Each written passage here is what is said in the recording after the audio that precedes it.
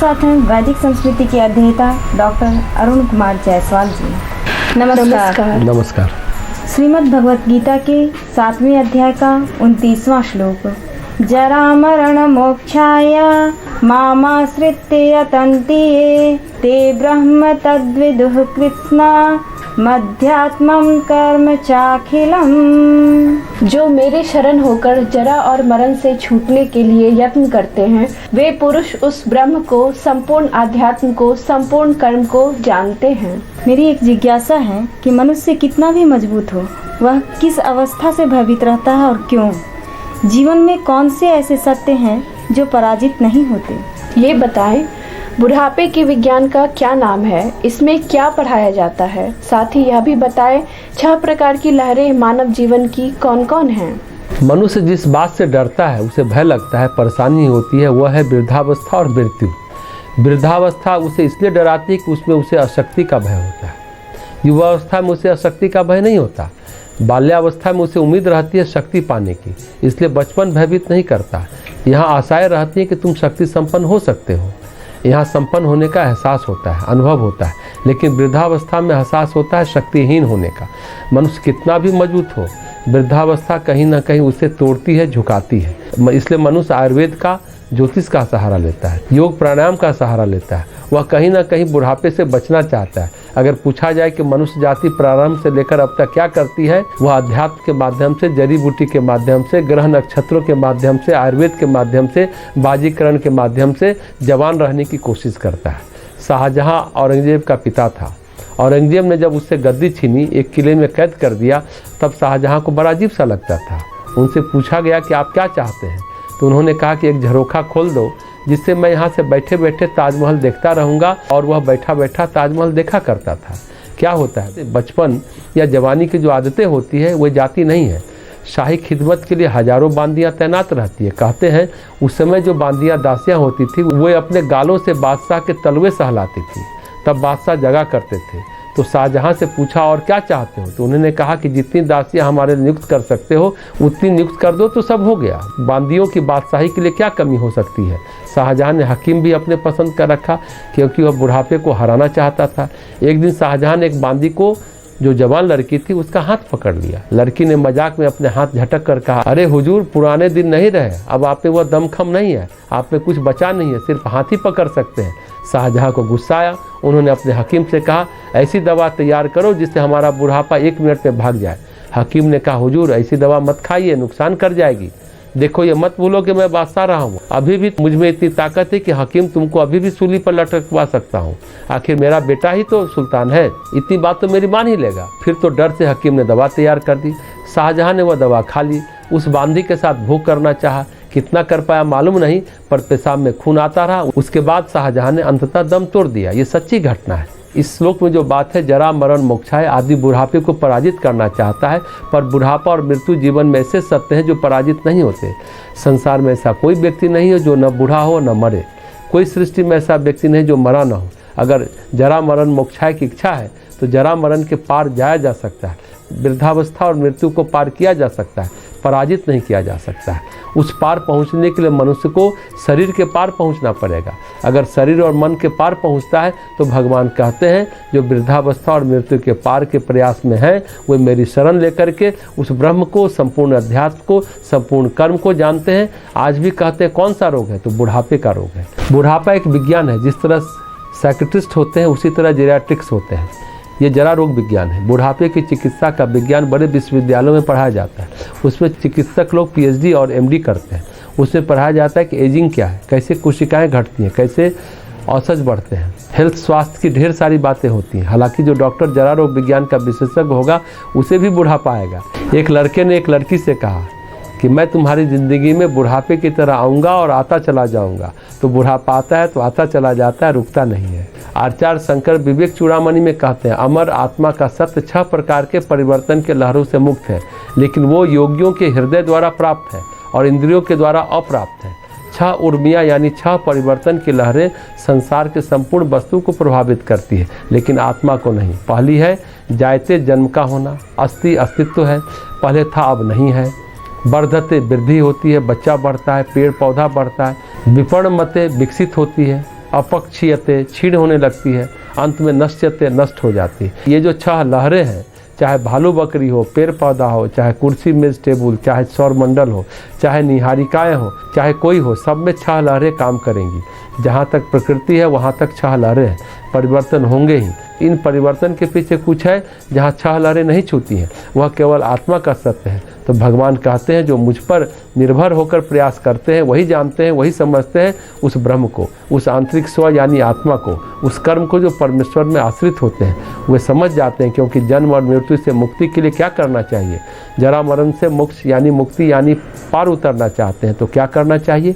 एक तो परमात्मा पर आश्रित रहे, ब्रह्म तत्व का ज्ञान, अध्यात्म सत्य का ज्ञान और कर्म की पूरी बात जान लो।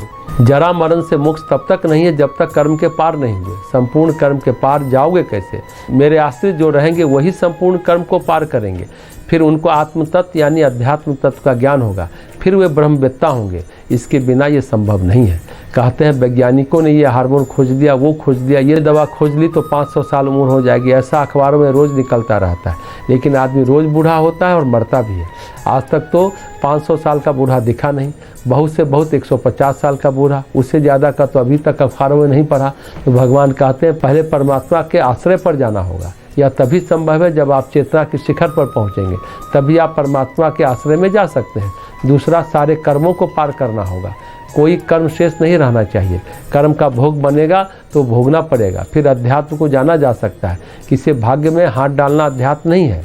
जब तत्ववेत्ता की दृष्टि होगी तब आप ब्रह्म को जानेंगे, ये बात होती है। तब मनुष्य जरा और मरण को पार कर सकता है। श्रीमद् भगवत गीता के 7वें अध्याय का 30वां एवं अंतिम श्लोक।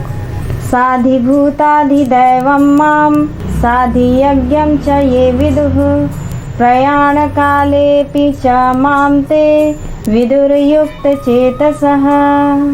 जो पुरुष अधिभूत और अधिदेव के सहित तथा अधियज्ञ के सहित सबका आत्मरूप मुझे अंत काल में भी जानते हैं, वे युक्त चित्त वाले पुरुष मुझे जानते हैं अर्थात प्राप्त हो जाते हैं।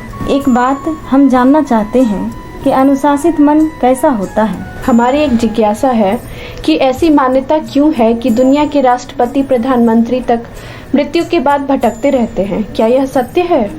मुझे जो जानते हैं उनका मन युक्त चित्त है, अर्थात योग की भावना में प्रशिक्षित है। ऐसे लोग इन बातों को समझते हैं कि भगवान क्या है। भगवान कौन है? जो प्रकृति के अधिभौतिक तत्वों का अधिष्ठान है, मतलब पृथ्वी, जल, वायु, अग्नि और आकाश का आधार भगवान ही है। जो दैवी तत्व का भी अधिष्ठान है, जो देवता कहलाते हैं, दिव्य प्राणी है, उनका आधार है। अंत में जो क्रिया और कर्म चाहे जहाँ रहे हों, सभी के आधार है। विष्णु सहस्रनाम में भगवान विष्णु का एक नाम आता है यज्ञ। यज्ञो वै विष्णु। शंकराचार्य ने भी कहा कि चाहे वो जड़ हो, चेतन हो, अति चेतन हो, परम चेतन हो, सभी का जड़, सभी का अधिष्ठाता भगवान ही है। परमात्मा से परे कोई सत्ता नहीं है और जितनी भी क्रियाएं हैं वे उसकी चेतना से संचालित है। ये सत्य हम नहीं जानते, इसलिए इधर उधर भटकते रहते हैं। यदि आप पत्नी को भगवान के रूप में मानते हैं, बेटे को भगवान के रूप में मानते हैं, कुल मिलाकर यह कर्तव्य मानते हैं, तो हर द्वार आपको परमात्मा तक ले जाएगा। लेकिन जब पत्नी को पत्नी के रूप में, बेटे को बेटे के रूप में और माँ को माँ के रूप में जानते हैं तो क्या होगा? वहीं आप भटकते रहेंगे। मनुष्य जन्मांतर में क्यों भटकता है? क्योंकि वो मानता है कि मेरी बेटी बहुत प्यारी है, हम उसके यहाँ पैदा हो जाएं। मतलब बेटी की सत्ता परमात्मा से अलग सत्ता है, जबकि सत्ता बेटी की परमात्मा से अलग है ही नहीं। भगवान कहते हैं मिट्टी, जल, वायु, आकाश, पेड़ पौधे, जितने भी भौतिक पदार्थ हैं, सबका अधिष्ठान मैं ही हूँ। परमेश्वर के परे यानी पार कुछ भी नहीं है। कहते हैं जितने भी प्रकाशवान वास्तविकताएं हैं, देवी देवता हैं, उनका अधिष्ठान मैं ही हूँ, उनका आधार मैं ही हूँ। आदि भौतिक जो सबसे निम्न तत्व है, मरा हुआ मृत्यु युक्त, आदि दैविक जो सबसे उच्च तत्व है, चेतना के विकास में जो भौतिक तत्व है वह सबसे निम्न अवस्था में और दैवी तत्व सबसे उच्च अवस्था में। भौतिक तत्व और दैवी तत्व के बीच में चल रही है क्रियाएं, घटनाक्रम। भगवान कहते हैं चाहे वह अधियज्ञ हो, चाहे वह अधिदेव हो या चाहे अधिभूत हो और कुछ नहीं हो, वो मैं ही हूँ। और इस रूप में जो मुझे जान लेता है, प्रयाण काले यानी मृत्यु के समय जब जीवन समाप्त हो जाते हैं, वो मुझे जान लेते हैं और वो मुझे प्राप्त हो जाते हैं। भगवान कहते हैं जो अंतकाल में भी मुझे जान लेता है वो मुझे प्राप्त हो जाता है। कौन? मुक्त चेतसा, यानी जिसने सारा जीवन अपने चित्त को अनुशासित करने की कोशिश की है। चित्त भटकता है रिश्तों में, नातों में, कर्मों में या फिर वस्तुओं में। देखिए मन कहाँ कहाँ अटकता है। पहले वस्तुओं में, ये क्या है? अधिभूत, अधिभाव, या भटकता है रिश्तों में, नातों में, ये क्या है? चैतन्य से, चेतना से अधिदैवी कहेंगे। हमारे दादा दादी जी घर में रहें तो क्या पितृलोक में हैं, तो क्या है ये हो गया अधिदैवी। या फिर अटकता है, ये काम कर ले, वो काम कर ले, वह क्या है, अधियज्ञ। ये कर्म, वो कर्म। आदमी का मन जहाँ तहाँ अटकता है, वह या तो प्राणियों में या तो कर्मों में। तो भगवान कहते हैं इनका अलग से कोई अस्तित्व ही नहीं है, इनके अस्तित्व में मैं हूँ। अगर ये जान लेते हो, जानोगे कैसे, मुक्त चेतसा, अनुशासित मन के द्वारा, योग की भावना से। और फिर ये जान लिया तो भगवान कृष्ण कहते हैं वो मुझे ही प्राप्त हो जाएगा और कहीं नहीं जाएगा। यह 7वें अध्याय का अंतिम श्लोक है। इसमें अंत में जिन शब्दों का प्रयोग किया गया है, 8वें अध्याय का उन्हीं शब्दों से प्रारंभ किया गया है। इसलिए अर्जुन पूछना चाहते हैं अधिभूत क्या है, अधिदैव क्या है, अधियज्ञ क्या है।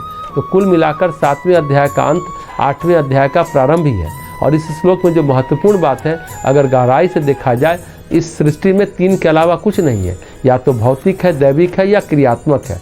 अगर भौतिक को मान ले कि उसका समस्त आधार परमेश्वर है, यदि ये मान ले कि जितनी भी चेतनता है, चेतनाएं हैं, उसका आधार परमेश्वर ही है, चेतना वहीं से आई, सारी क्रिया में जो शक्ति है वह भी वहीं से आई, सब कुछ उन्हीं में देखें। भगवान कहते हैं चित्त युक्त हो जाएगा, मन योग में लग जाएगा, फिर परमेश्वर के मिलन के अलावा कोई रास्ता ही नहीं है। अन्यथा फिर तो है ही बेटी बेटे। कहते हैं अमेरिका के सारे राष्ट्रपति व्हाइट हाउस में घूमते रहते हैं, बार बार अखबारों में आता रहता है अब्राहम लिंकन घूम रहे हैं। कुछ लोग कहते हैं जवाहरलाल नेहरू जैसे लोग भी संसद में घूम रहे हैं।